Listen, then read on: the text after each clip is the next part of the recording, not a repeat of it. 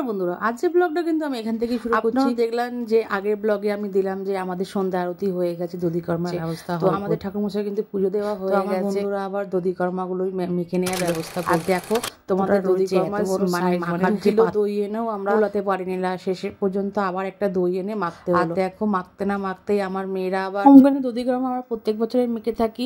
আর যত দিন যাচ্ছে না, যাদের দধিকর্মার পরিমাণটা অনেকটাই বেড়ে যাচ্ছে, মানে ঠাকুর রেডি কি পাই সব হচ্ছে।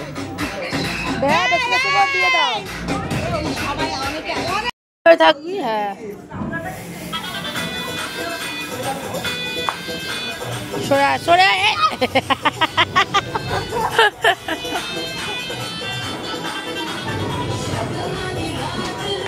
কিচ্ছু হবে না।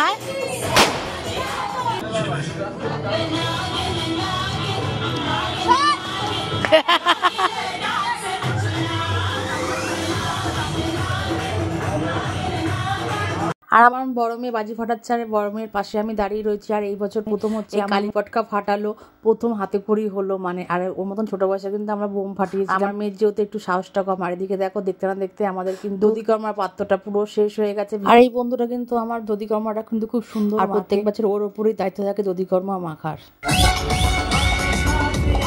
এদিকে সবার বাজি ফাটানোর পর তো ওদের মন হলো যে একটু দাবা খেলি, তাই দাবা খেলতে বসে গেছে। এদিকে আমার মেয়ে এসে দেখো ওর বাবার উপর চোটপাট নিচ্ছে কেমন।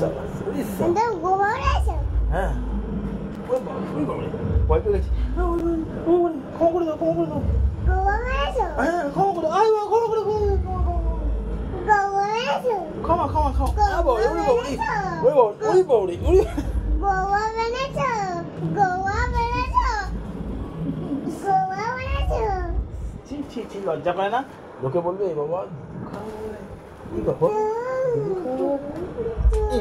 দুধু খায়, লোকে বলবে এ বাবা বড় লজ্জা করে না, এরকম করে বাবাকে মারে।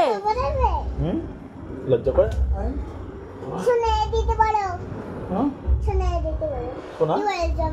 তোকে বলেছি তুই পড়াশোনা করিস না। না গোপাল পড়িনি, না বলবো না,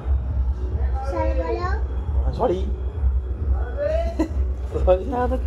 আর আমার ছোট মেয়ের কিন্তু পাগলামির কোনো শেষ থাকে না, বাবাকে পেলেই ওর ঘাড়ে উঠতে ইচ্ছা করে। তো আজকের ব্লগটা তোমাদের কেমন লাগলো আমি কমেন্ট সেকশনে কমেন্ট করে জানাবে।